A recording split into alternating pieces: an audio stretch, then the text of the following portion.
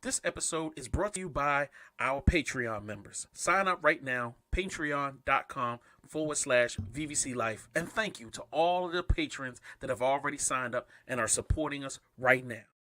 Real reviews, live and unapologetic. New episodes every Thursday at 8 at vvclife.com.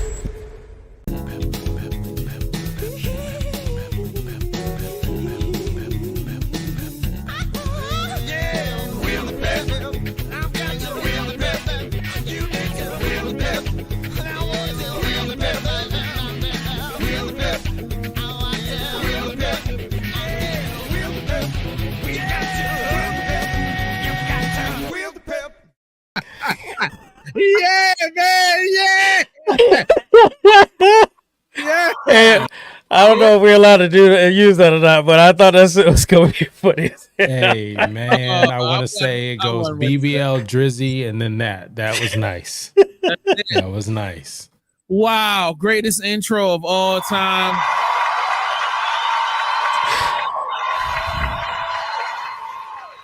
Eddie,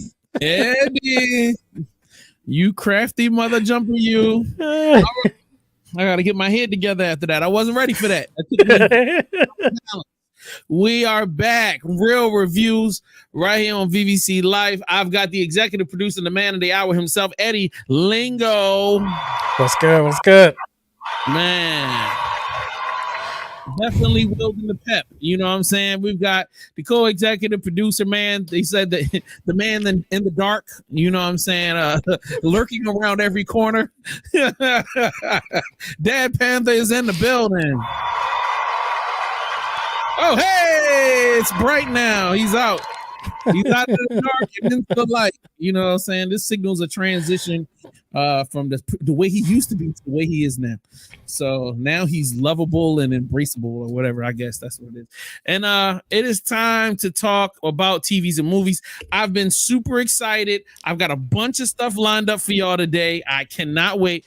Unfortunately, tonight, even though I handpicked special stuff just for her, unfortunately, we will not have Iris here. And I know it's going to be depressing, but all love and support to her. Iris, know that I have something steamy, hot, and sexy for you when you come back next week. Yeah, no, Dad Panther, not that.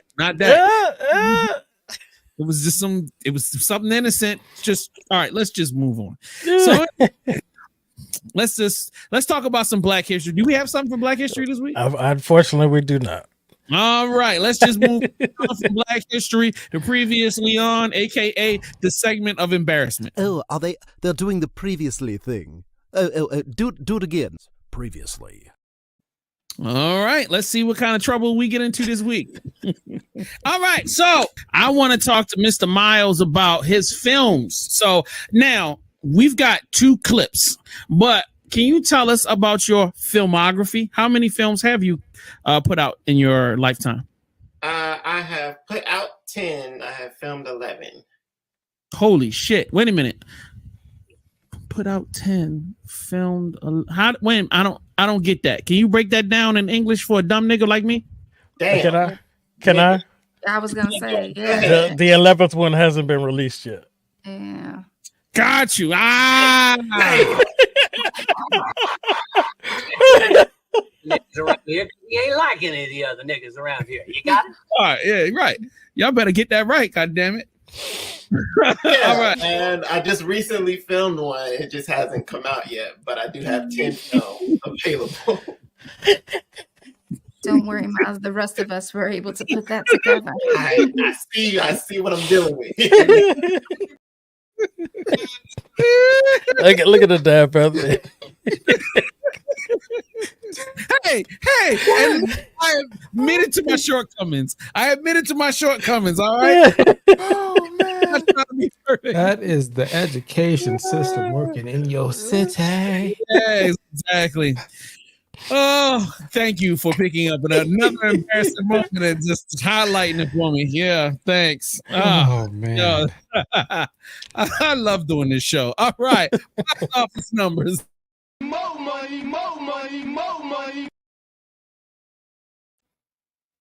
All right, so we're back. Now we are going to talk about this week's numbers. So we are going straight into box office mojo. So let's pull this up and then pull that up and let's pop that on the screen and then give you guys the goodness here. So golly, this is in just a little too far. So all right, so if you are watching right now, hold up. Gotta make this a little bit. Can y'all see that good? Good. All right. So in the box office from this last weekend, number 5 in the box office, holding strong, is Godzilla and King Kong New Adventure. Bringing in way more money than Boy Kills World with $4.5 million last weekend, bringing its total domestic gross up to $188 million. Shout out to them. All right. Let's see if I can even see if the Boy Kills World is even still in here. Boy Kills World. I'm only bringing this up because I really love this movie, and I feel like it's getting disrespected to a whole different level. $250,000. Jesus Christ. Will somebody do a commercial about this thing? Please. Y'all are just letting this thing crash and burn embarrassingly. Like, who did they supposed to get this? I mean, that's really bad. All right. Number 4 in the box office this week is Tarot, which is a horror movie. It's opening week in the box office, $6.5 million.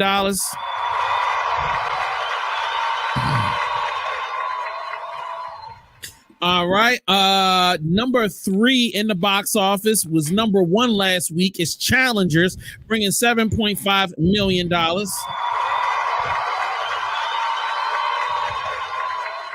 And if you haven't seen our what you call it for, all you got to do is go to. He said, "I'm digging the recap." Thank you, Mastermind, for loving the fact that I was embarrassed again.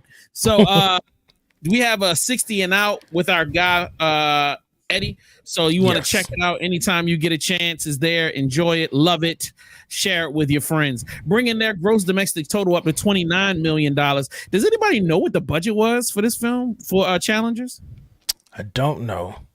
Okay, all right, no stress. So number 2 in the box office was Star Wars. What the hell? How did the anniversary? The Star Wars Episode 1, The Phantom Menace, brings in $8.7 million, bringing its gross domestic total up to $8.7 million. I mean, after the billions of dollars it has made over the last 20, 30 years, like, this movie is still killing at the bottom.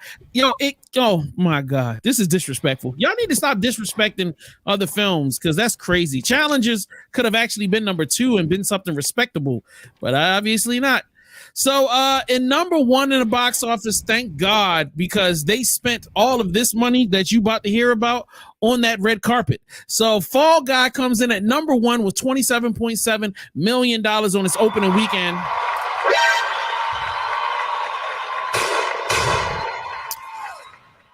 Definitely to be respected. And thank you, sir. The budget of Challengers was $55 million.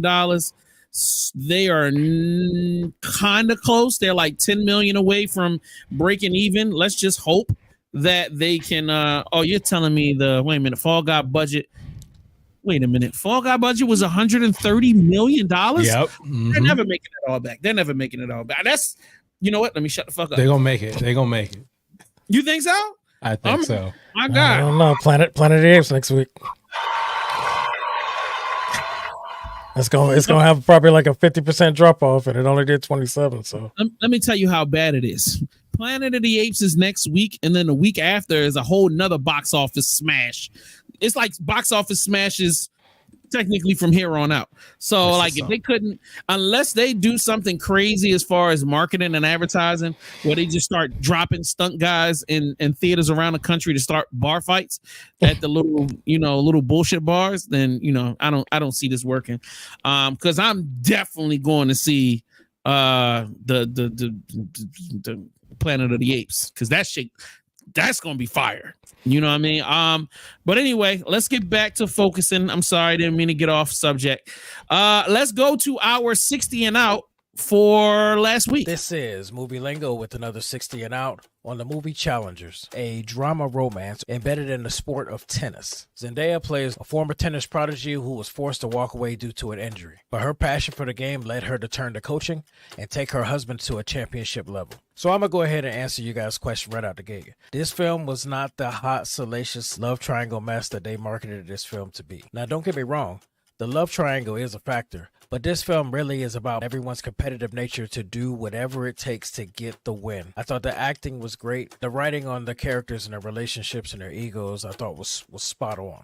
My only real issue is how often it jumps around in time, but ultimately I felt like this film was a success. There was a clear goal for all the characters, and that goal was met. My rating for this film was a good watch. The lack of spiciness and sex was actually a good thing. It wasn't actually necessary to get this story told. Again, this is Movie Lingo with another Real Reviews 60 and out, and we'll see you on the next one.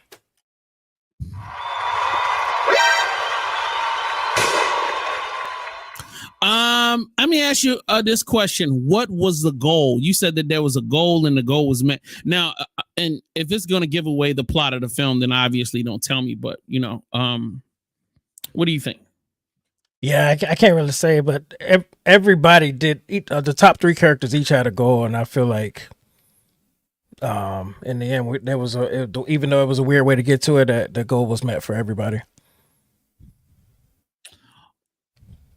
Do we get to see her private parts? Nope. Everything that was spicy, you already saw in the trailer. You're not gonna get more than that. That's it.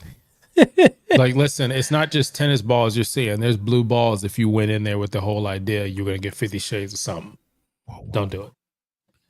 Nah, she don't look like the 50 Shades of nothing. Neither did any one of these dudes. It was either going to turn into a gay flick or it was going to turn into some, you know, skinny people getting it on flick. And I from everything I hear, it's neither one of those. So let's move right along. Let's do our throwback.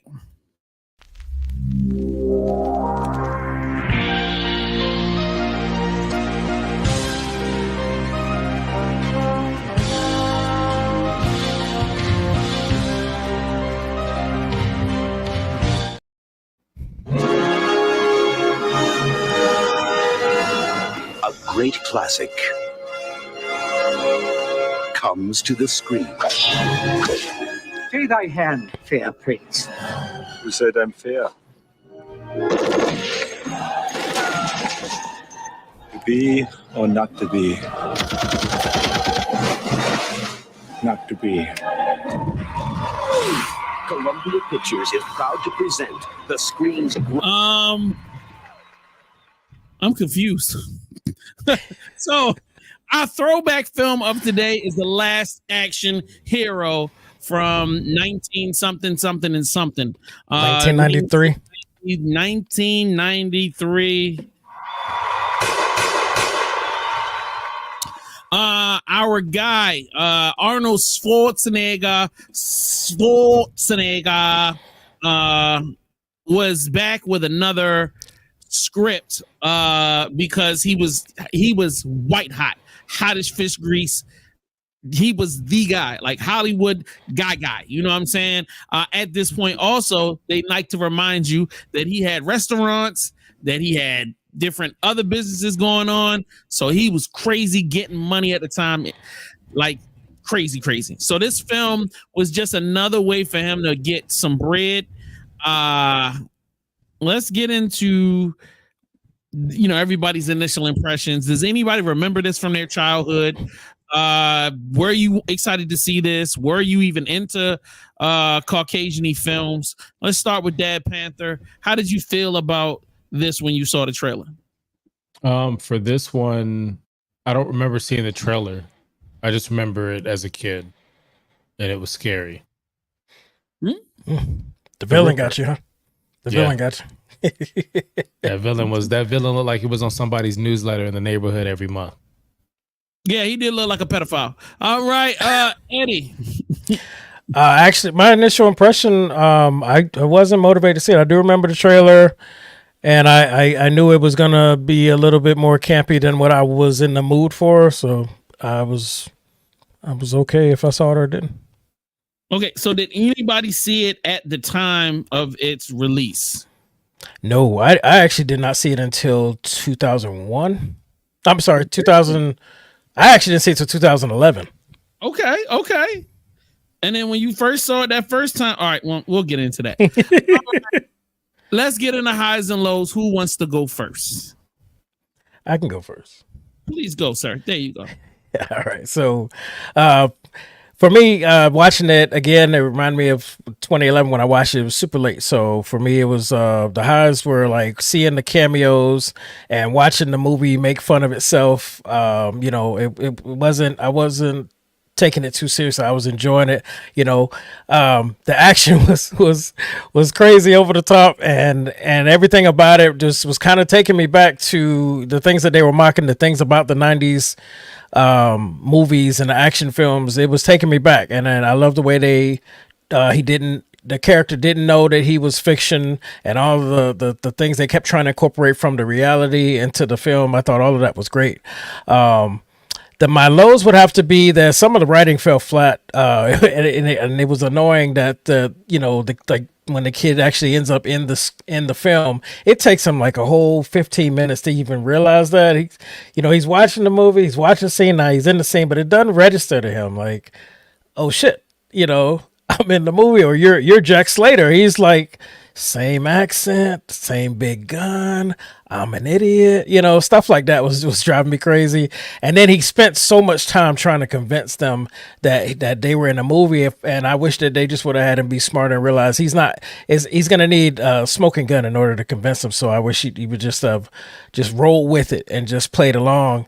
But other than that, I like I said, I still enjoyed it. It was crazy. It was silly. It could have been written better, but again, it's a product of its time. The 90s was just off the tail of the 80s, where they just got away with murder. It was no real rhyme or reason to a lot of stuff they did. It was an excuse to get you in the box office, and they gave me what I was looking for. Oh man, let's go. All right. So, Dad Panther, let's go. I thought this was interesting. For me, I paired it with The Last Boy Scout. I know it wasn't on the list to watch, but it popped up and I was like, let me give it a try. So watching this movie, the highs I would take from it was fun. It knew what it was. It made some jokes that kind of hit that fourth wall type of thing, like Deadpool and stuff like that. The cameos, you had Tina Turner in it. You had a lot of stars that were starting out that were big afterwards. You had T-1000 at one point when they walk through the store, like the kid actually points out T-1000's walking by. So you had a lot of that. It was elements almost of, Who Framed Roger Rabbit, that element of, is it real? Is it not real? And it's interesting because this movie, from what I heard, it was supposed to be lamer. It was supposed to be less action for The Last Action Hero, and it tested so bad they just forced in action scenes. So that would go with what Lingo's saying with the inconsistency. This movie, unfortunately, did not make the box office budget for their reason, because the next week after that came Jurassic Park, which is funny because we're talking about Fall Guy and Planet of the Apes. So the low I would say from it is just it feels dated, but not in a bad way. To see Blockbuster again and show my kid and say that's what we did on a Friday night. So yeah, there you go.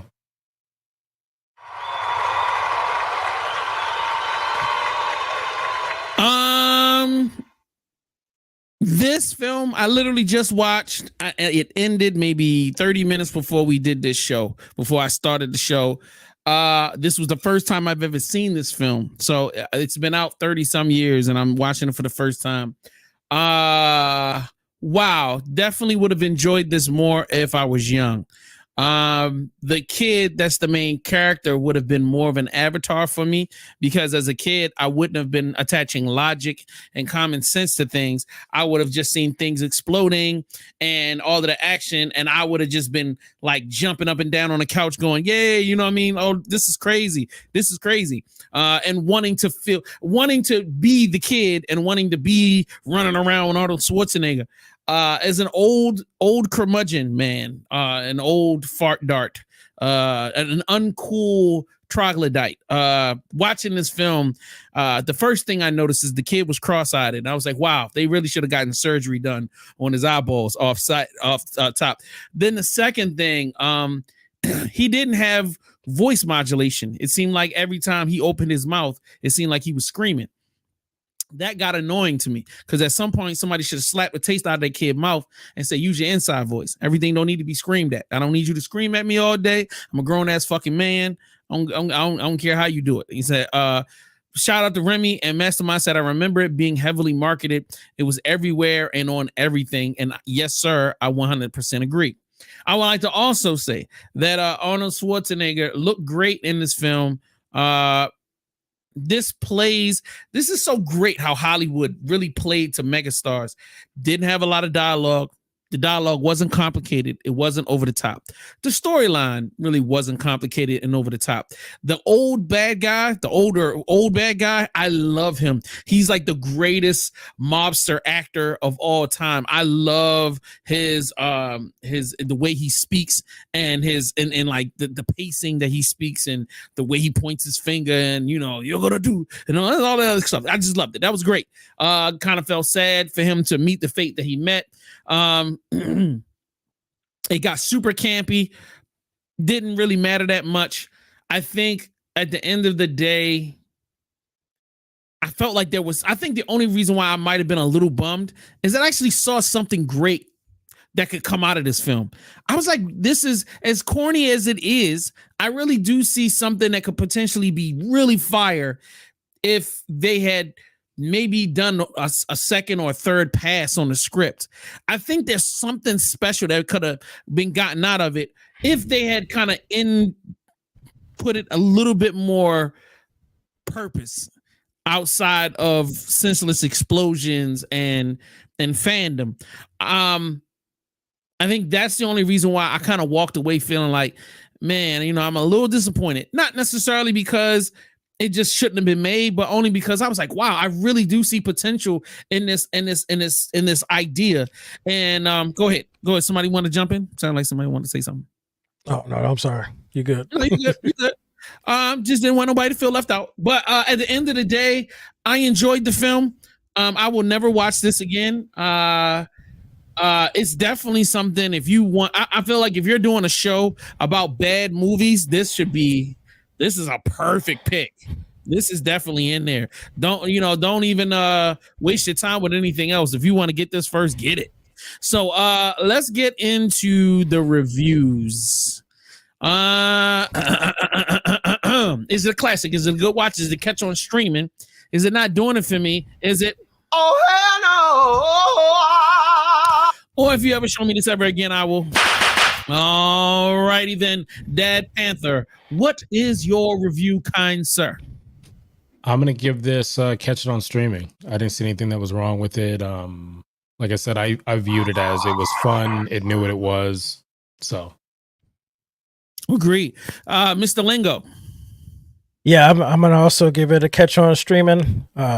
Despite the fact I forgot to mention, the one thing that really bothered me the most was how the bad guy just automatically knew what to do when that ticket started glowing. He just touched the wall and just automatically knew what that meant. That actually almost made me cut it off. But I was like, you know what? I'm taking it too seriously. This movie, I knew it was going to be dumb on this. Why I didn't see it till 2011? Because I knew it was going to be campy. So I'm going to leave it where that catch it on streaming. I think 90% of this movie is campy and doesn't make sense. If I was to really attach my brain to this, it would probably be the worst film of all time. But I watched this with my 6-year-old brain and not my 45-year-old brain. And even my 45-year-old brain ain't that good. You saw the clip from previously. Let's just move on from that. And I would give my rating. My rating is catch on streaming, man. I would never be mad at it. I'm never going to be mad at it. Like I feel like if you're a kid, this would be a good watch. If you're young and you're not a 90s kid and you're like a 2000s kid and you're in your 20s, watch it, man. Watch it and go, what the hell was going on before I was born? I mean, really, you know what I mean? And just know that there are movies that are way better with way less script. That's how stuff went back in the day. So, all right, let's move right along to our next thing, the news.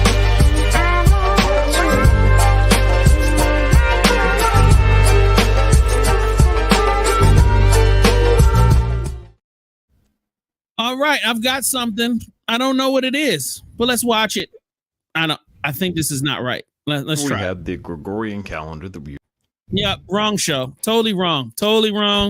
I don't want to do this show talking about the Gregorian calendar. What I will do is talk about Superman. So let's talk about how James Gunn on his Instagram released the official image of David Cornsweet in the Superman suit. So outside of the logo that we saw maybe 2 months ago, this is our first official look at the full suit of Superman and our first official look at David Cornsweet as Superman as a whole. Now, I don't think that this is a moment from the film per se. This was strictly created for marketing purposes to reveal the suit, but nonetheless, it looks really rad. Now, I don't know what this destructive beam cannon that's happening in the background is. I'm sure a comic book fan will let me know, but I don't know. It's rubbing me the wrong way how Superman's reacting, putting on his boots while people are probably literally dying in the background. But I digress. What I think about the suit is that it almost feels like an amalgamation of a bunch of different types of Superman suits that we've seen over the years. Like the Superman logo, the S on the chest of Superman is very much inspired by the Kingdom Come version of Superman here, right? Which caused a lot of people to overreact, saying, why are you doing Kingdom Come so fast? But the overall body looks way closer to the New 52 version of the suit, which featured like a more younger Superman for a new universe. Note the collar around the neck versus the openness of the neck and collarbone area. But something we haven't seen in a Superman suit in a while is the classic red underwear. And if you look closely, because I'm not zooming in on his crotch, we do have the return of the red underwear. Let me know what you think of the suit. If you like this video, follow the Instagram, follow the YouTube, follow the podcast, and can I be your movie guy?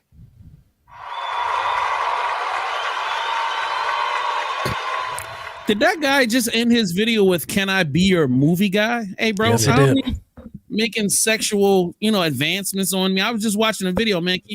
Keep it tucked away, buddy. I don't want to see all. So anyway, but what I will say is, I think the suit looks stupid. It's too loose.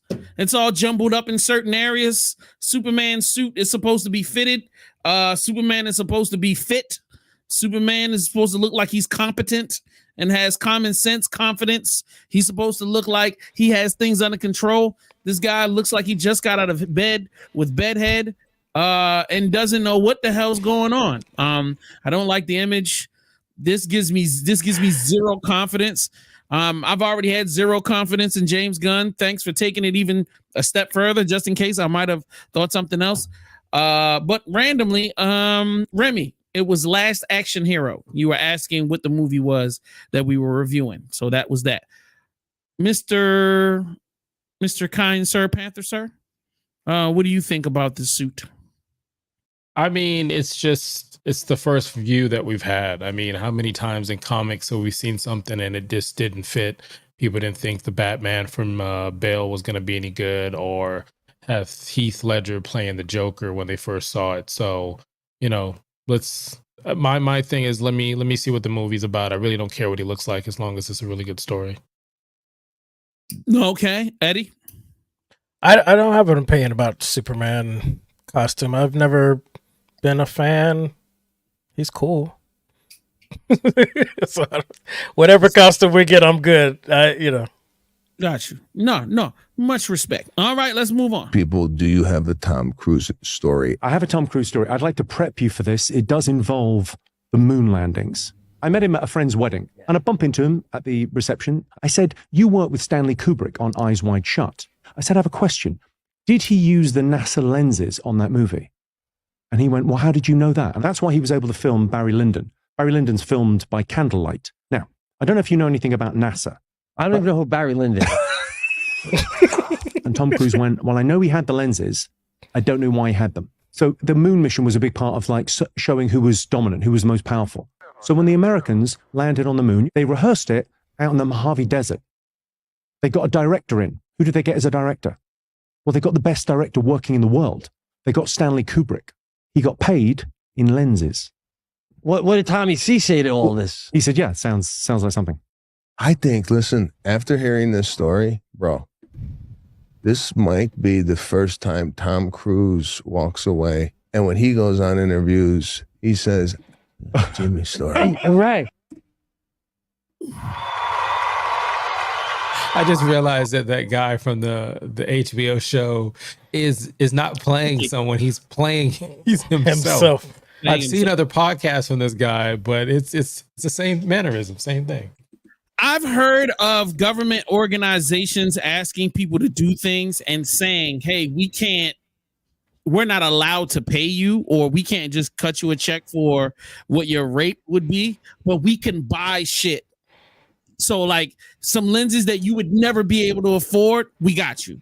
Because we got an unlimited budget to buy supplies. So if you want a $800,000 lens, no problem. Like you can get 2 of those, take them with you and go just shoot this for us. And it ends up being a wash because now you got something you can do amazing work with. So I can believe that. I've heard crazy Hollywood stories a bunch of times and I thought that was pretty cool. What about you guys? I think it's funny because Scarlett Johansson and Channing Tatum actually have a movie coming out called Fly Me to the Moon about this very subject matter. And even in the trailer, she's upset at how crappy it's going. And she was like, we should have got Stanley Kubrick. So I don't know if that's they slide in some facts or if they making fun, but I just think it's interesting the timing of the story. And I wouldn't put it past them that they set that whole thing up. Probably. All right. Let's watch some more stuff. Blast from the past. Away, Chuck crashes on a desert island and starts opening FedEx packages scattered from the cargo plane to survive. But he doesn't open one package, and in the finale, after he escapes from the island, he delivers it to its owner. We never know what was inside that package, but have you wondered for years what was inside? This information is explained in a commercial of FedEx. Let's watch it together. Hey, well, by the way, what's in the package? Nothing really. Just a satellite phone, GPS locator, fishing rod, water purifier, and some seeds. Just silly stuff. I remember seeing that and I was dying. I'm like, had he just opened the damn box, the credits would have rolled. He would have been all right. He would have been saved. He would have had a little food, little seeds. A sat phone, some seeds. Yeah, he could have called some help. Oh my God. First aid kit. For real. Lit. Bitcoin in there. I don't know.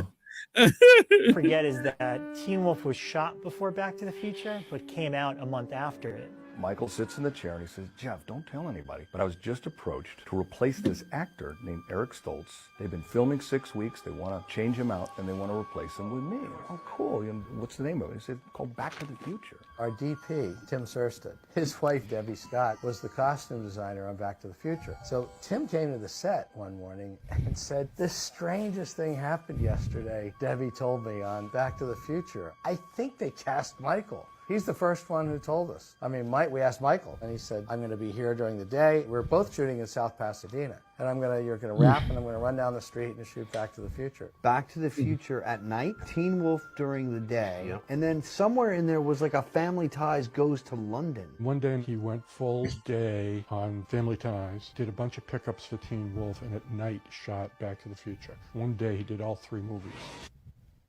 And all of them motherfuckers killed in the box office. Shout out to Michael J. Fox, man. Love that guy. Love your movie, sir. As a kid, oh my God. You're talking about making a kid's brain explode like Teen Wolf.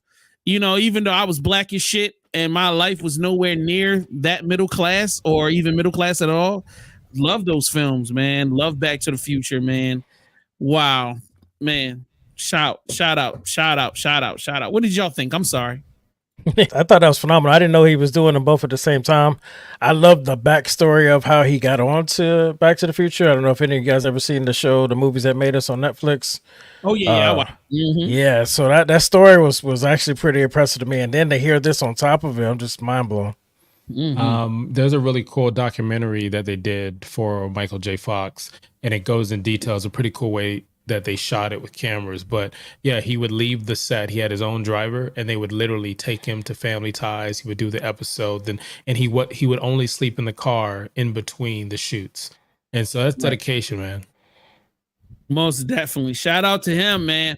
All right, Vin Diesel's Riddick Furura begins filming this summer, whatever that name is. Furia? That too. Whatever the film that's coming up. Previously on. I did not enjoy the last one. I felt like the last one paled in comparison to the first two. I felt like the first one was a dope original idea. I feel like they took it to a different level on the second one. I felt like I felt like they rushed the third one because he was desperate to try to find another hit. It doesn't do well. Now you're back at what, 56 years old, 57 years old, damn near 60, trying to pull off another action film that requires you to only have a tank top on and some pants. Like, I don't know, man. I don't know. What do you guys think? I'll watch it. Oh my God. Of course you're going to watch it. We do a review show. So, what about you? I'll watch it because of the review show. Lingo's gonna watch it because he just loves these fucking movies from the series. So he can put out, no more. Maybe not anymore. But the fact that the beginning, how he loved them, he's like, that's why he was like, you know what, I'll watch it. Just finished filming the 100th Fast and the Furious. Just make another Riddick. No, dear. No. You got the money. Facts. Keanu Reeves and Sandra Bullock want to re-team up for one more project. Maybe Speed 3. We already have a Speed 3. Maybe Speed 4. Right. So you guys making articles, you know what y'all writing. Y'all didn't even Google to see how many speeds there were. Jesus Christ of Latter-day. No, thank you. No, thank you. All right. Hold on. No, we're not done yet. Put back. Yep.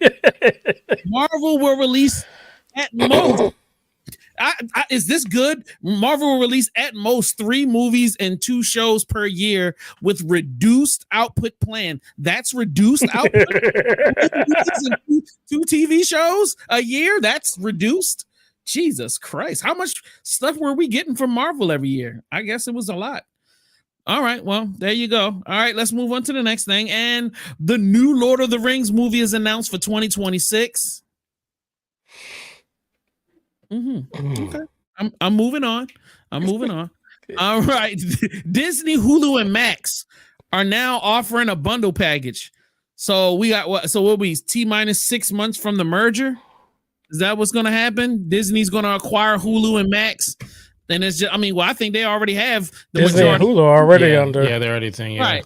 So you're just going to acquire Max at this point and then pop it all under Hulu, which I wouldn't be mad at. But then my Paramount Plus is going to be, wait a minute. What the fuck? Wait a minute.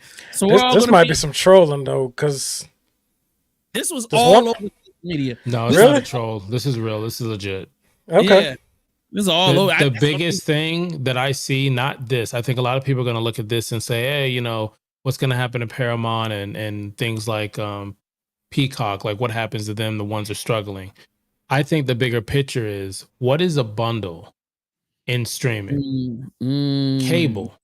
When you had cable, you got bundles, you got programs, and you had ads. You have a lot of these streaming services already.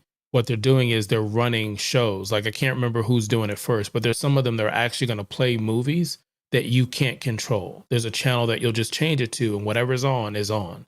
So we've talked about this in the backlog, but it's just so interesting that they said cut the cords, and now they're going right back to giving you something similar to cable. Got you.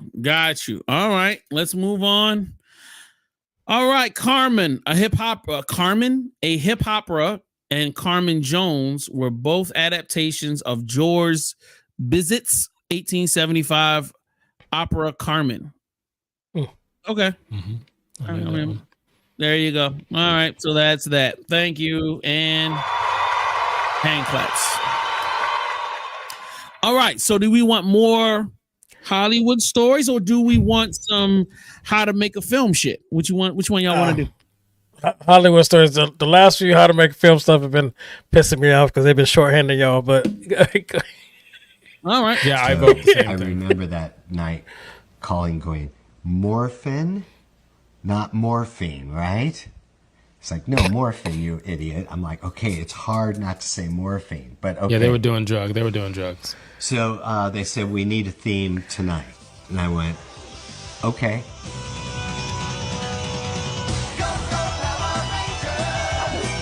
The only suggestion they gave was, they said, if you can use the word go, we've had a lot of luck with that because we'd written Go Go Gadget, go, way back in the day for Inspector Gadget. And I went, okay.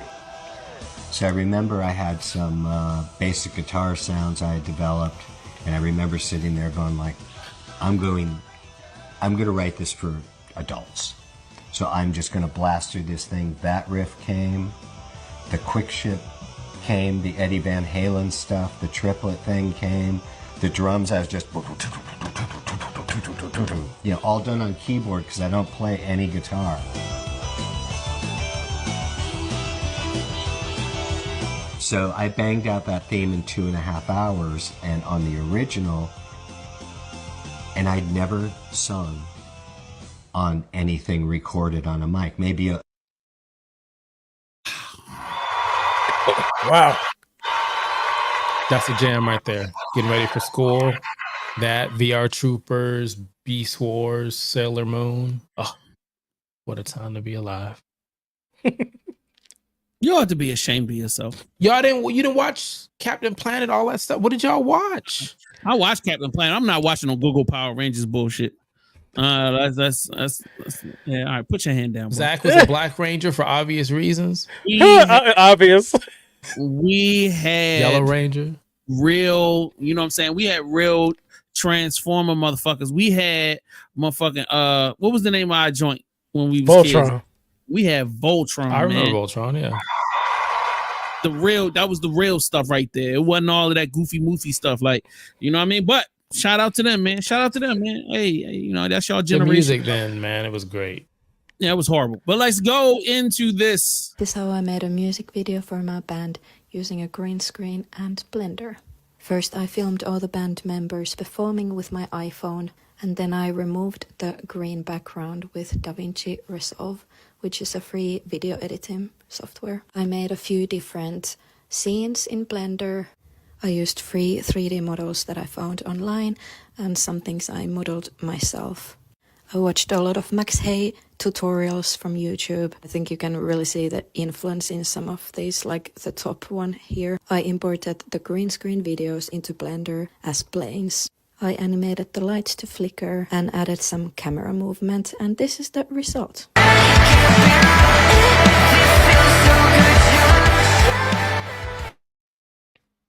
Interesting. Yeah, I'm gonna have to agree to what Lingo was saying before. That is a lot of shit to do. A lot of shit's not telling you got to do to get to that point. Like he's like, oh, I just clicked this. I just watched some YouTube videos, and I got a movie video, y'all. No, cap. They selling. All right, it looks like we got a brand new segment. Is this real? Can we really do this? That's coming up on our new segment, Real Reviews. Can you really do the step by step? So can you find some free stuff and then throw it together in like 5 minutes? And Not as easy as they're showing it in under 2 minutes. Not a grocery list. Oh. All right, let's check this out. Actors write themselves off. Be like, I'm never going to fucking do this. Try to get other jobs. One of my dear friends who's an actor, he's a great actor, a brilliant actor, and his career ebbs and flows, comes and goes.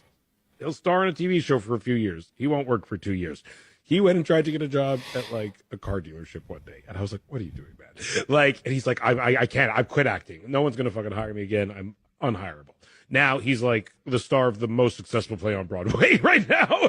And like, because he just got this role a couple of years after that. And he's in one of the biggest movies that's coming out next year. He's in it. And it's because he didn't actually quit. He kept going, especially Hollywood. It's not a fair industry. It is not fair who makes it. The best people don't make it, It's very luck oriented. It's very connections oriented. I'm lucky, and I also worked hard, and thank God I am a good enough writer that I've been able to have enough longevity in my career once I got lucky. But like, a lot of luck played into my success. How do you guys feel about it? But he's speaking the absolute truth. I would go a step further in that I did hear something like they found a guy who was like the best classical violinist. They put him in a New York subway and he made like $2. No one paid attention to him, but to listen to him play classical music, you had to pay $7,000+ to hear him. And so it was, the whole idea was the talent was there. It's the environment in which you are. So mentioning similar to what he said before, it's just that we sometimes have this talent, but are you in the right spot to be appreciated? That's a fact. Speaking of right talent in the right places, the second coming of Cartoon Network, or Boomerang, because MeTV just announced that they are creating a brand new 24-hour channel just for classic cartoons. This is a personal dream come true. And we're talking all the way back old school Looney Tunes, Tom and Jerry, to even some stuff that's like from the 80s and 90s, a wide history of classic cartoons. Starting off with Top Cat, Yogi Bear, of course, the Looney Tunes, Johnny Quest, okay, Roadrunner, Bugs Bunny, got the Flintstones, Underdog is here, Betty Boop, Jetsons, Woody Woodpecker, Magilla Gorilla, Popeye, Tom and Jerry, Speed Racer, Casper the Friendly Ghost, oh my gosh, wow, the Smurfs, yeah baby, Scooby-Doo, Rocky and Bullwinkle, Heathcliff, Two Stupid Dogs, Freakazoid is gonna be on this thing. That's awesome. Dino Mutt. I think that's the GoBots. The GoBots are gonna be in this thing. That's what's the name of that show? It was on Kids WB.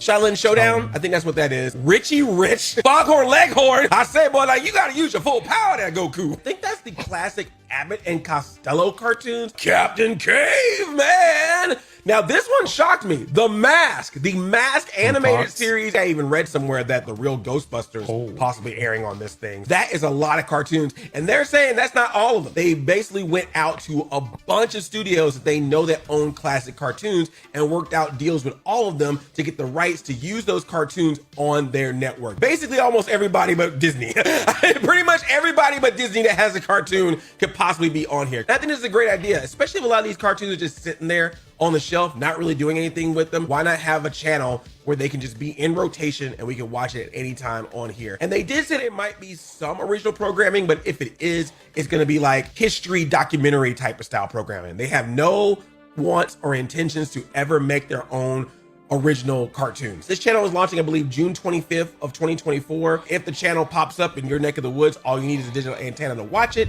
You don't have to pay anything extra for it, but they did say that they are looking into possibly putting them on free ad-supported services. I think that MeTV is on a streaming service called Friendly TV, so it might end up there. I'm really hoping they put it on like Pluto or Tubi or something like that, because I would love to just watch this channel, have it on all the time. If this ends up being as awesome as it sounds, I will probably never watch a new show ever again. Because I love my cartoons, and it's so cool to have so many cartoons in one place. As you can tell, I am very, very excited for this because I miss this type of cartoon channel. Something about that old school era of Cartoon Network and Boomerang that just felt so good. And I feel like if this plays it off right, it could give me that similar vibe, and I'm very... All right. If he talks all of the points, we won't have nothing to say. So he was going damn. He pretty much really hit him. Pretty much. The hate is strong with JS1. Thanks, buddy. Appreciate you. I would say on that one, the 2 points he did miss, and just me, when I like watch old school cartoons, there's two elements I need. I need a little bit of adult jokes that as a kid went over my head, but I get it now. And it sounds messed up. I need a little bit of racism. I need a little bit of that didn't age well. Yeah, those cartoons are flooded with them, so it's interesting to see. Tom and Jerry, yeah, yeah, especially the Tom and Jerry with the maid and everything. Yes, and she couldn't talk right. Oh yeah, so I'm like, what was that all about? Yes, I will eat my cereal to this. Okay, well, you guys are ready, or did y'all have anything else you want to throw in? No. All right. Let's do this first. One movie, the #1 album, and it won an Oscar. Purple Rain made Prince an icon. And he purchased the home and the film because that movie meant so much to him. But this home has never been available to the public until now. Because guests will be able to stay in Prince's bedroom, which we've restored to look exactly like it did in the film. Again, this is an actual house from the film in Minneapolis, Minnesota. And we handcrafted everything in this house. From the perfume bottles, to Prince's iconic sunglasses, the vanity mirror, and those bedroom eyes on the wall. Now, we worked with Prince's estate to include the actual wardrobe and instruments. And you're going to be hosted by Wendy and Lisa from The Revolution, Prince's band. But that's not all, because you will get to listen to unreleased tracks from Prince's collection that have never been heard before. Wow. No fan has ever been able to do this. And this is the Purple Rain House, our second icon.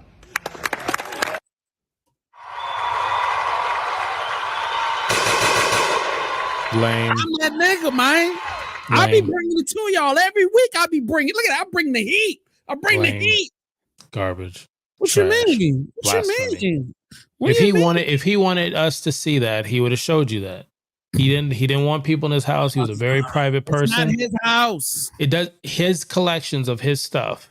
He's very political and polarizing for that he was like, these are mine. This is what it is. And so for him to pass and this stuff be kind of auctioned off because the estate said okay, no. But it's not auctioned off. It's being used. I don't mean like this. I mean other things that he's had since his passing as a whole. But at the end of the day, once a person's gone, you can't control what people do with it. Like, I can understand being a little miffed about it. But you know, I want to see this stuff. I am a Prince fan, but I'm not, I'm not a Prince cult leader. I'm not in the cult of it where it's like, oh, he never wants anybody to hear this. So forever it's got to go away. Like, nigga, he gone, bruh. Crack open them vaults. Let's hear some of the music. Let's hear the ideas. Let's see what's going on. I'm not saying that, if he got some freaky sex tape shit that I want to see, I mean, maybe, I don't know, depending on what chick he fucking, but you know what I'm saying? Like, I want to hear the music. I want to be close to, I don't necessarily have to touch the guitar, but can I get close to it? Can I look at it and see the outfits? And I think that's cool, man. He does. Before he died, there was a lot of his own personal items he did lend to museums and he gave to people and he sold. So it's not like he never wanted anybody to see anything. He probably thought he had way more time, because it's not like he was old. He was only in his late 50s, early 60s. So he probably thought he had time to set up his own museums and all of that stuff like that before he passed away. So, you know what I mean? I'm glad that Dab had to blink, because at first I thought his internet was doing an Iris impression.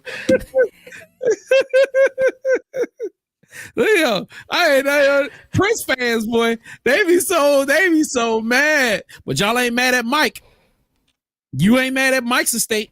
As they selling off everything. Well, no. I'm the same way. Like, I get it. There's artists that I want more of, and I am a Michael Jackson fan, so I would love to hear unfinished XYZ. But I also know him enough that he didn't want stuff to come out because he's a perfectionist. So I don't care to go see a holograph of all. To each his own. But like, there's certain artists that have said this is how they are over the years. And yes, he did donate stuff out for the Hard Rock, all this other stuff. But he didn't give other stuff for whatever reason. He wanted the integrity of being an artist, and he was very public about that. So that's my opinion on Prince. Okay, I get it. I mean, but it's not his house personally. It was a house from the film. It's a guitar we've seen already. It's just a few little accoutrements. Now, the exclusive music, I didn't listen that far into the video, so I was definitely surprised on that. But hey, man, I understand. So just go to princefangroup.com. Y'all lodge your complaints, sign your petitions, and get it taken down. You can go fight Airbnb, the almighty villain, And you know what I'm saying? But let's end off with something sexy. Let's talk about great actresses from the 90s, in adult entertainment. Amazing ebony actresses throughout the years. Yeah, all right. Who's your favorite? Was it Vanessa Blue? You know what I'm saying? Was it Africa? Love Africa. Now, these are the years that they were born. 1972. Oh, I was about to say, because I'm like, I done seen them before them years. I don't know what the hell I was watching. Oh, Cherokee. D, 1976. Cherokee D, man. Cherokee. Pita, 1977. Soraya Dev. Ooh, Delota Brown, 1977.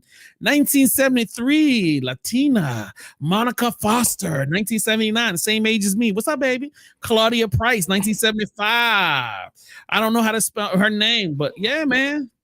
Look at that. Look at beautiful Carmen Hayes, 1980. Lacey Duvall, 1982. Pinky. 1982. South Florida's own. Misty Stone. All right, Jasmine. Oh, these are all stars right here. Freestyles, you know what I'm saying? Kiki Minaj, 1984. Jenna Brooks, 1983. You know what I mean? Emile Waters, 1985. 1987. Skin Diamond, hello, 1983. Jasmine Webb. Roxy Reynolds, 1983. I thought me and her was the same age. All right, Aiden, 1986. 1983. Melrose Fox, 1980. Donna Red. Man, look at all of these. Tony Sweets. Look at her. Candace Vaughn. Man, she's a hottie. She's not a Holly. I'm not going to say her name. Dior. Damn, she's old. Look at them. Wow, there's so many. Did not know. So shout out to them. You know, I thought this would put a smile on y'all faces, man. Just a little bit of film history. Why not, man? Show some love to film it is stars. absolutely some film history. Excellence. Yeah, man. Yes, sir.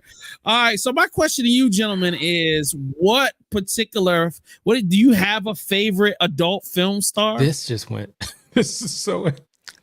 I would say, damn, that's such a great question. Mm-hmm. Yeah, because honestly, mine's changes like every other week. So it's so much content out there. I bet. I definitely bet. That's super crazy, man. All right.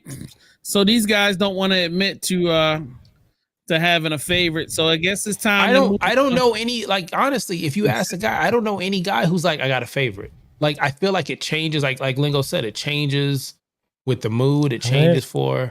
Yeah, because I have a favorite today, and then next week I'll be like, oh, who is this? Different fetishes. There's certain things, Simone Love is is it Cinnamon Love? Excuse me. That's my favorite for a long time. I still follow her on Twitter, even though as she's getting older and her political views start to sound weird and the stuff that she gets into gets weird. But just on film, that. So let's get into our feature film of the day, Fall Guy.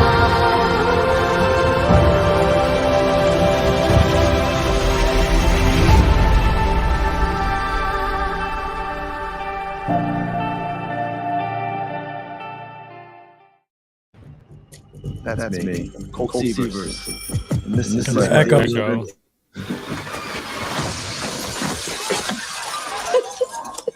Or just stop from the top. Okay, I'm not the hero of this story. I'm just a stunt guy. trying to look cool in front of the director of this movie. That's her, who I just so happen to have a major All right. This film was highly anticipated by my dog, Fame. He has been telling me for months and months, yo, this movie is going to be the shit, bro. We got to go see this. And if you ain't going, I'm going with somebody else. No. Like, he was definitely adamant about pulling up to see this film. And yet, last night, we went to the 10:30 showing at AMC Theaters in White Marsh, Maryland, and we actually sat down and watched this whole film. Gentlemen, initial impression. I know I played this trailer on this show some time ago. What were you guys' initial impressions? I don't know whether you guys were closing your eyes. Dad Panther sometimes avoids watching trailers because it ruins his viewing experience.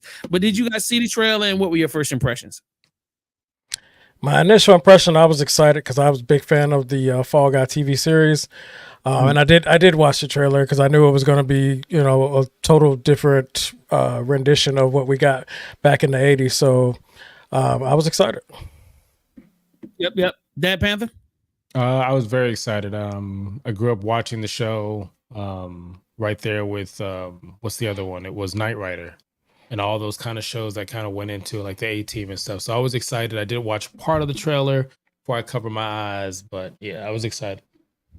Okay. So as we get into the highs and lows, Dad Panther, why don't you take it away so you can give us what really happened in the film? The highs for this movie was just it knew what it was supposed to be. And what I mean by that is it was a movie that was okay with the fact that I just want you to enjoy this. There were scenes that they were doing the fighting and they would like call out what the fucking fighting scene was taken from.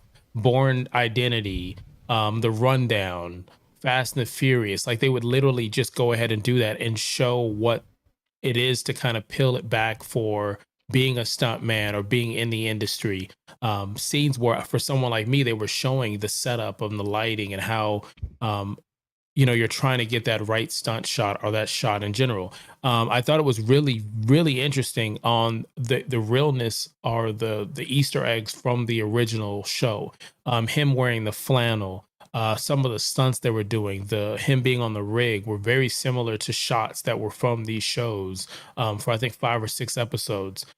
Towards the end of the movie, I'm not going to spoil anything, but the callbacks to see some of the same people in the movie. I thought the stunts were done well, where it was like it was challenging to kind of put that in. I thought the humor was a nice blend. I thought the production was there, the music. You had a song going that was like a score in the background that became the main song in the end, and you just felt it, and everything was kind of moving. I love the fact that they would keep messing with that fourth wall. Just a part of the movie, spoiler no spoiler, is they say early on in the movie that we're trying to write the third act and they're making the script and they're showing you, but behind closed doors, and what we didn't know, at least I didn't know from watching the trailer, was Ryan and Emily, if I'm saying her name right, Miss Blunt, their chemistry was so amazing. It changed the direction of the movie from it being a full action movie to being a romantic comedy that's centered around action. And so when they make that joke, they literally had to rewrite the ending of this movie for that. There's so much more I can go on as far as what the high is. The low is that the movie is over. That was it. That's the only low I have, that the movie is over.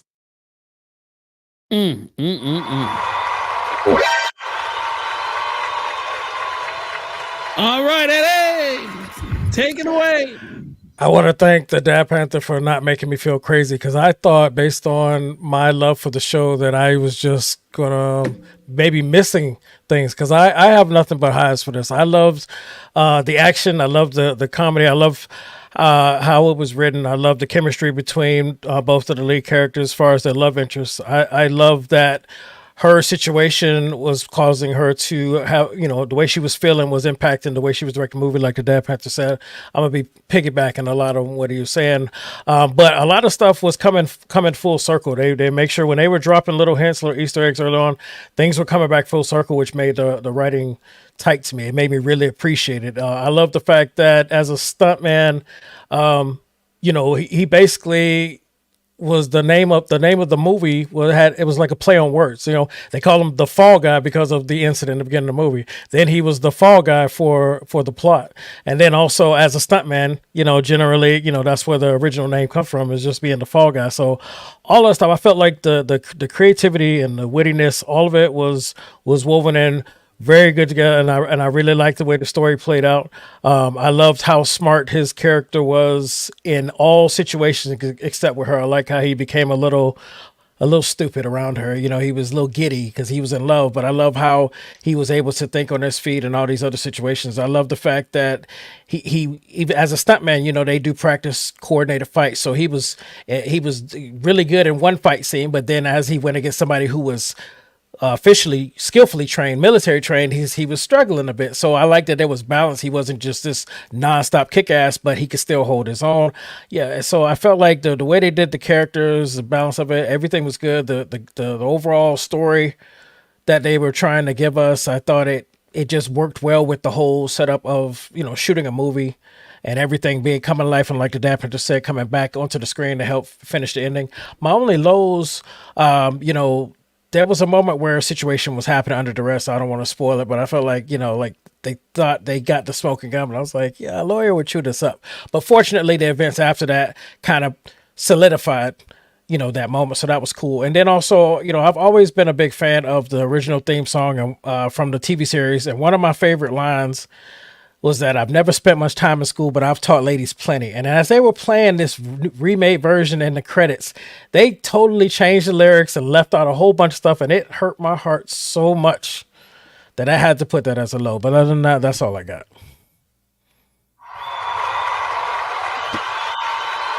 All right. I don't know how to do this because I am once again, my education level is not as high as you two masterful reviewer gentlemen. As a regular consumer, I went to the film and had a classic ball. But let me tell you exactly the reason why I enjoyed it so much.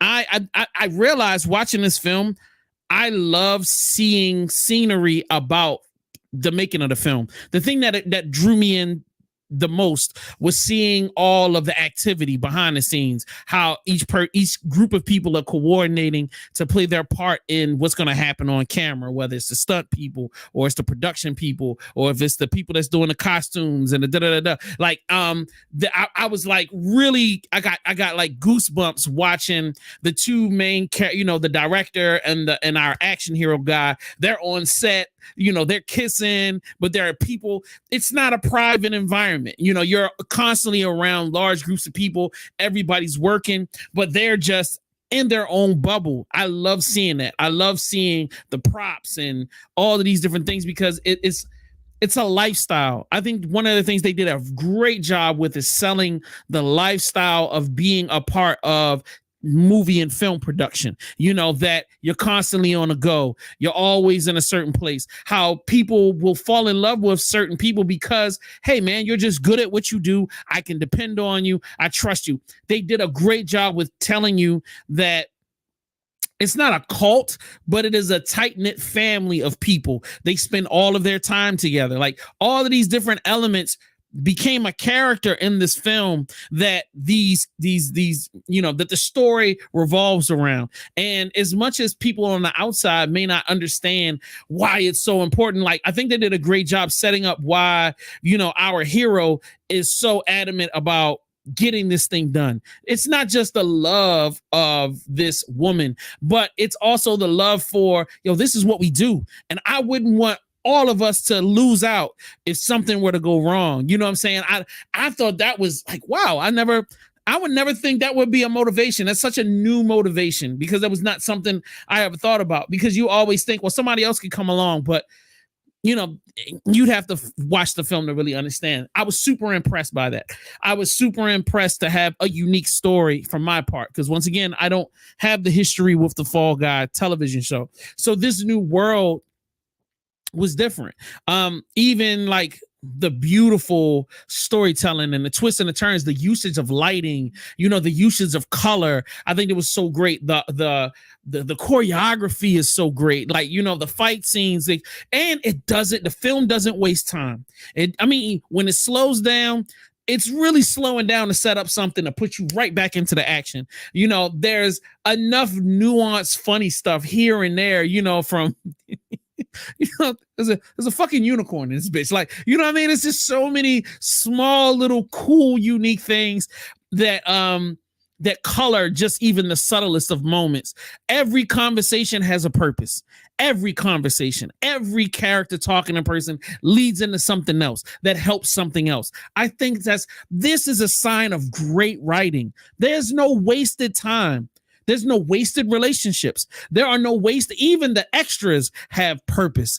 You know what I mean? The guy in the background or the little guy in the alien suit ends up playing moments. And it's just, there's so many great things. And it's just like, when me walking into this going, man, this is just one of these Hollywood movies. You know, they're just going to blow a bunch of stuff up and the story's going to be trash. And I mean, that's honestly how I walked into it. I was looking at this as, man, you know, they giving Ryan Gosling a bunch of money and they're just going to shoot a bunch of stuff. But this is a true like Hollywood love story, not about the love characters, but the love of Hollywood and the commitment to Hollywood and what this is what Hollywood is about, and how even in the love of this world, how there are always, you know, it's never perfect, you know, and there's always the fight to try to make things right, regardless of the situation, to try to create something great. And then also you got that layer. Then you have the layer of, you know, you have a whole film showing respect, showing love, showing and just highlighting stuntmen, you know, of all shapes and sizes, whether it's women, whether it's men, whether it's big dudes, whether it's small dudes, like they show it to you throughout the film. They show you the brotherhood of the stuntmen, all the stuff that they have to go through. They put you into the mix of how grueling it is to live that life, but also showing you how stuntmen are respected. You know, it may not be something that the outer world sees, but it's something that within this acting world, this Hollywood, that these guys are a vital piece of the puzzle and they are respected. That this whole film, even at the end, is showing you different stuntmen. You get to see all of the stuntmen that were a part of this film. They are highlighted. They are given love and respect. I think that was phenomenal. I was not expecting this to be this good. I totally walked out of the theater all smiles going, holy smokes, like this was such a good moment. And I'm so happy I got a chance to see this film. I am probably going to end up buying this movie. I'm probably going to be watching this 2 or 3 more times. This is something that's so cool that I could watch it by myself. I could watch it with friends. It's one of those, if it comes on television, I'm just going to watch it no matter what part of the movie it falls in. I feel like there's stuff I might have missed watching it the first time that I feel I can go up and get.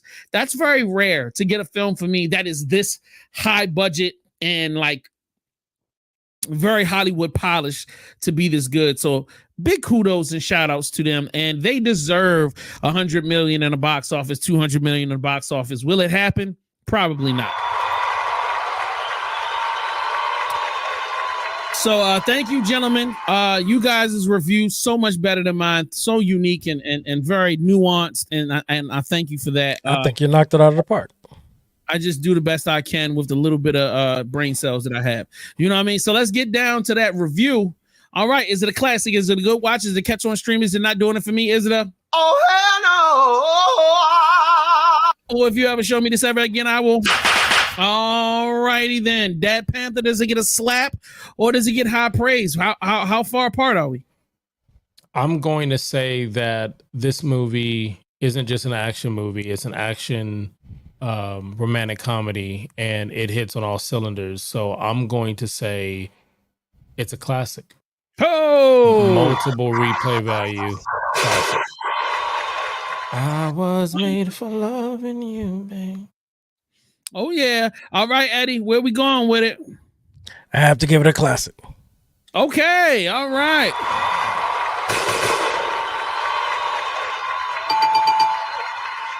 I will also give this a classic. I recommend this for everybody. Man, woman, child. My mom said I need to take her to the movies for Mother's Day. I'm tempted to take her to see this. I feel like it's not raunchy. I don't feel like it's inappropriate. I don't know if they cursed a ton.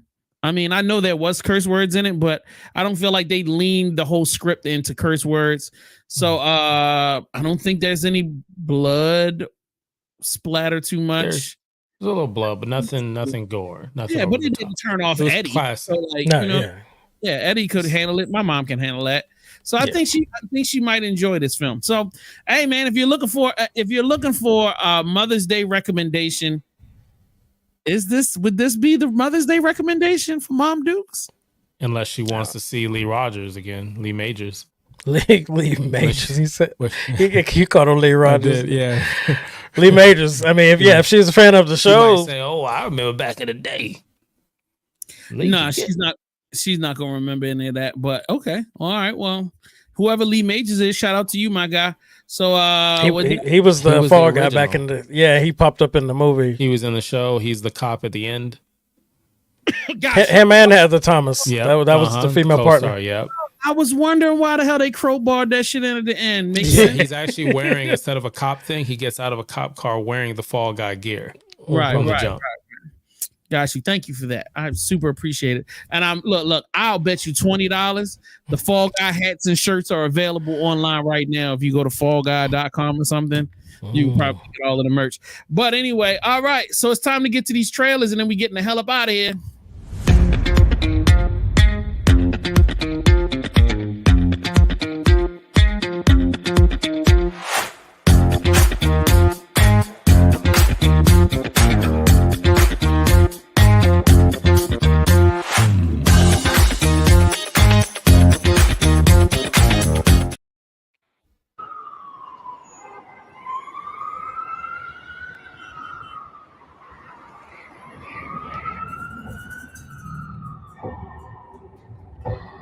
Yes, I'm gonna go watch it.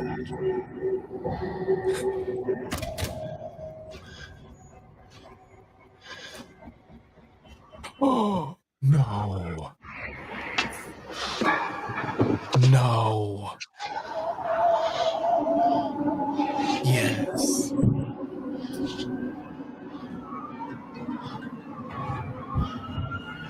Is this? Yes, this is.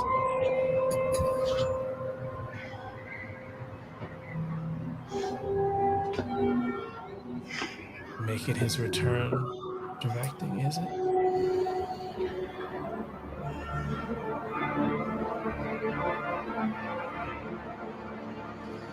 Come on.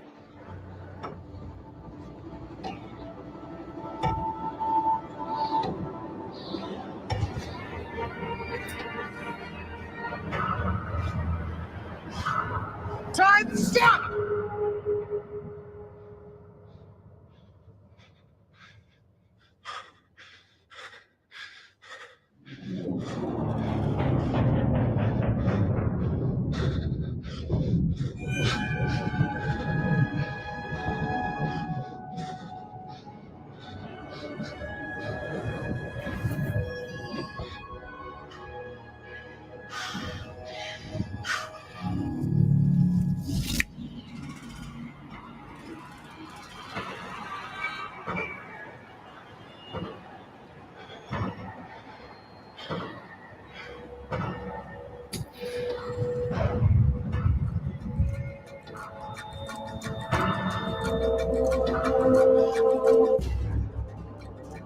Yes! Go! Let's go! Let's go! Legendary writer director Francis Ford Coppola literally takes his entire financial portfolio and dumps it into one film. In a quote, he states, "This will be my greatest piece of art, and if I go down in the process, I do not care." He has dumped his entire fortune on a Megalopolis, which will be in theaters soon. I didn't know Dad Panther gave a fuck, but shout out to him for caring. All right. I remember I mentioned the old movie. We were talking about some of the old movies, and that was one of the ones, along with Citizen Kane and some others, where you should check out if you haven't. Boom, boom. Let's do it. All right. Let's move on to more things that were redone from the past. I think this is the new final trailer for Twister. They always lying. It's just a new trailer.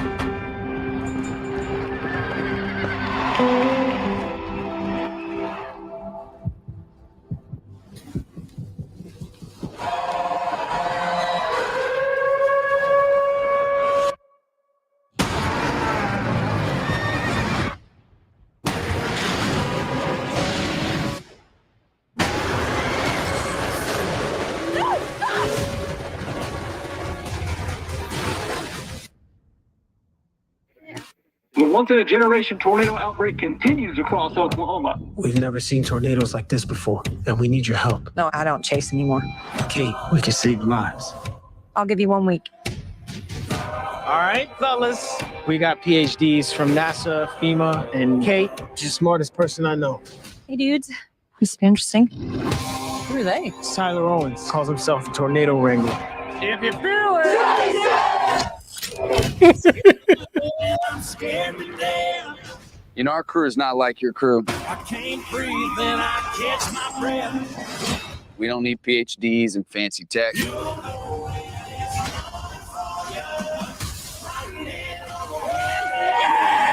Sometimes the old ways are better than the new. Well, you can always trust a guy who puts his face on a t-shirt. Are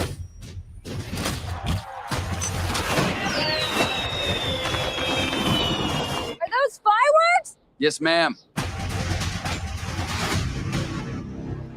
You got quite the reputation, city girl. You think you can disrupt a tornado? In theory. But in the field, in the moment, I got it wrong. We never had a chance. You want one?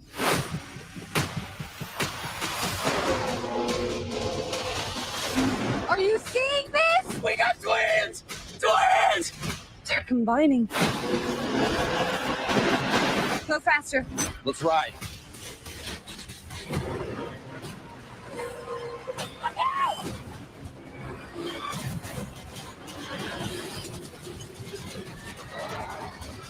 It's all right to be scared. Fear's the reason you do it. You don't face your fears, you ride them.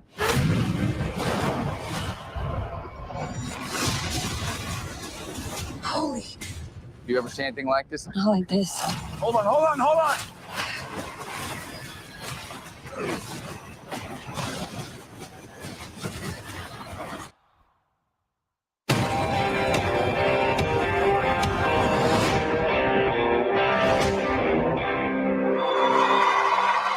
What do you think that trailer was called? Was that Twister Everything We Got? Because it did. Like, did I say something for the movie? This isn't Twister. It's Twisters. Mm-hmm. Oh, really? I didn't notice that. I'm glad You you didn't notice said that, I didn't. I did not. Twisters. They already started advertising for it because there's tornadoes all over the place this year. So, I don't know if that's advertising or just natural evolution. nah, they done cranked it up a little bit. Somebody's like, this is going to be a success this year. Okay, so to be honest with you, the only reason why I don't like this is because it is encroaching upon my childhood, and I really love the original film, and I just feel like it shouldn't be touched. So it's irking me to watch this and go, ugh, this is not what I loved. Like, I love, it's an unusual amount of love I have for the original film. I don't know why I love it so much, but I think it's so grounded and down to earth. It's such a simple story, such a unique premise. The bad guy is a tornado, like, for real. I mean, well, they had kind of a bad guy, but he's not really a bad guy, just a little bit of a dick. So, like, to see them kind of switch some elements up a little bit to make the competition not seem so traditional. So, like, okay, so for those who haven't watched the original, so there's the original team, because it's a husband and wife. They're getting a divorce, but they were both like tornado hunters, and they had their little homegrown team of people because they did their own fundraising. They didn't have a lot of money. Then you had this big corporate company, and they had all the brand new equipment, fresh everything, and they had all of the brightest minds and all of the NASA people, and it was a race to see who could analyze the tornado from the inside out. So now in this current time period, now the bad guy that's the one that's homegrown and has his own team, and then the main characters are the corporate cronies. So I thought that was an interesting little switch up. So it's going to be interesting to see how this whole film comes out. So are you guys going to go see it? Or you think this is something cool or? I don't think it's gonna work for me, but I'm still gonna watch it. But I'm very doubtful that it's. I feel like I just don't feel like it's gonna do the original justice. But you know, I love to be wrong in these situations. I think it's for a new generation, so I'm excited. I'll watch it. Okay. Shout out to them. Close your eyes. Echo. Your eyes can deceive you. We must not trust them.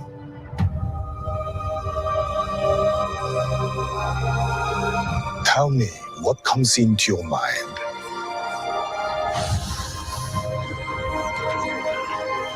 Life. Balance. I see fire.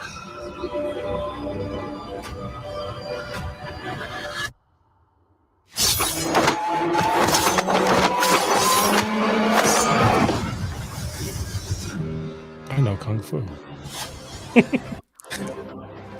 Someone is killing Jedi. It doesn't make sense. What happened? I sensed darkness.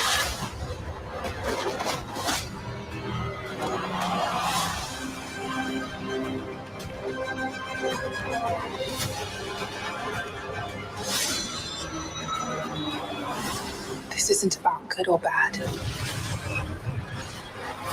This is about power and who is allowed to use it. What is that?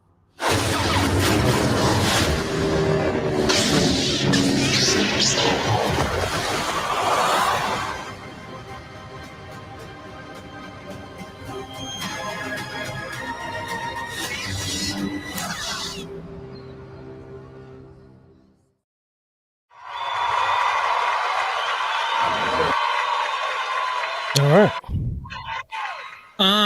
Anything y'all want to throw in? I'm gonna watch it. Yeah, I'm actually looking forward to it. This is the how would I say? This would be the third TV show that does not take place. No. This is the second or third TV show from Star Wars that doesn't center around the main storyline. This takes place in the same universe, but this actually takes place 100 years before the original storyline. Number one. Number two, this storyline is from the perspective of the dark side of the Force. So you're getting to see a storyline that looks at the Federation and the God damn it, what are their names? And the good guys from like a dark perspective, as they're the guys that are running everything. They're kind of like, enforcers, or they might be overtrodden. So now you have these acolytes that come along that just want, I guess, freedom or whatever. So like, I love that this is a complete story flip. We're getting to see something different. And most importantly, none of the original characters. I don't want to hear one fucking peep about Han Solo's family members, not Han Solo, but like Luke Skywalker and all of them. I don't want to hear none about this shit. Like, I love that this takes place 100 years before. I heard that there might be, Yoda. Cool. Yoda can hang around. No problem. Yoda ain't never overstayed his welcome to me. But anybody else, stay the hell about this TV show. For real, for real. I don't know why people got upset and up in arms about the martial arts. It's like, what do you expect them to do? You expect them to what? Fight like boxers? Come on, bro. Like, I felt like people are at this point are nitpicking Star Wars to just try to find some reason to not like it, instead of just going like, yo, this is a genre unto itself. It's a subgenre in science fiction. If you don't like it, just don't fucking watch it. Like, stop complaining about it or nitpicking it apart. This is new. It's unique. I rock with it. Yes, they're going to use karate. Why? Because it looks good on screen. And you got a bunch of people running around with energy swords. What the fuck else are we supposed to do? So, like, it just makes sense. I'm looking forward to seeing this. I'm excited. I'm hoping that this rejuvenates people's excitement to seeing more Star Wars content.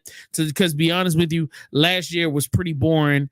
I think the only thing we got last year was like Mandalorian and Ahsoka. Didn't they give you another season of Bad Batch? I don't think he's counting the animated stuff. Yeah, I don't count the animated stuff. I'm talking about the real life. I'm not saying that Bad Batch is fire. If you watch it, watch it. But like, I love the live action stuff. I really did. Yeah. So I'm just looking forward to it. That's it. That is it for today's show. Thank you guys for tapping in. This is the highest amount of viewers we've had for an entire show. So shout out to everybody that's tapped in. All of our people that are on X. Shout out to my X viewers. Y'all niggas is fire. Shout out to y'all. Shout out to everybody watching on YouTube. Shout out to everybody watching on Facebook. Shout out to our people watching on Twitch. Beautiful show. Please keep coming back. We'll be here every Thursday. What are we watching next week, sir? What are we reviewing? Next week we are doing the Planet of the Apes. We're doing the most recent one, and our retro will actually be the 2001 one with Mark Wahlberg. Will be the retro Planet of the Apes. Word. So make sure y'all tap in. Make sure y'all go see the movies and get in these comments and tell us your reviews. Don't just sit around and wait for us to give you the miracle talk. I'm having a blast with it. Unfortunately, I will be in Atlanta at the time, so I will not be able to come through. I've got family stuff that I got to take care of. But what I will try to do is link up with Dad Panther and Eddie while I'm in Atlanta. Maybe we can get a group picture or beer or something. I don't know. We'll see what's up. These guys are very busy people, so make sure y'all are following them on social media. Dad Panther has his work stream on Twitch 9 to 5 Monday through Friday with his lunch break between 12 and 12:30. So just make sure you tune in. Bring your lunch pail with you, and don't forget to fill out your TPS reports. Shout out my man Eddie Lingo on Movie Lingo, and what's the new page you started? Movie Lingo Legacy or Legacy Lingos or Legacy Lingo. Okay, well, all right. So this is for classic lingo material. So if you want some old school 1950s lingo material, you go to Lingo Legacy. Legacy Lingo. Legacy, my bad. I'm sorry. I'm horrible with names. I don't know why it looked like it hurt him to say it. You saw he like he got acid reflex. Like, my brain does like it doesn't always. Good job. That was the same energy. Thank you. I do by D. So anyway, we will check y'all next week. I'll probably be canceled for that. Yeah, I'm pretty sure you will be. Yeah, I'm dead. So anyway, we love y'all. We check y'all next time. Peace.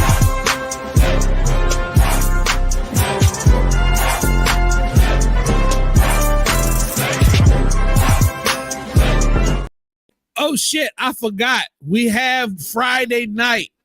Wait a minute, today's Thursday. Tomorrow night. I'm glad I didn't start taking off my clothes and shit. Like, we done. It's just my bad. Baller blocking 8 p.m. tomorrow night. We will be here live streaming. I don't know how we forgot about it, but yeah, we'll see y'all tomorrow right here. Handful of titties on stream. Yeah. Oh wow, that's crazy. All right, so come back 8 p.m. Dad Panther will have a handful of titties, and we'll see you then. Peace.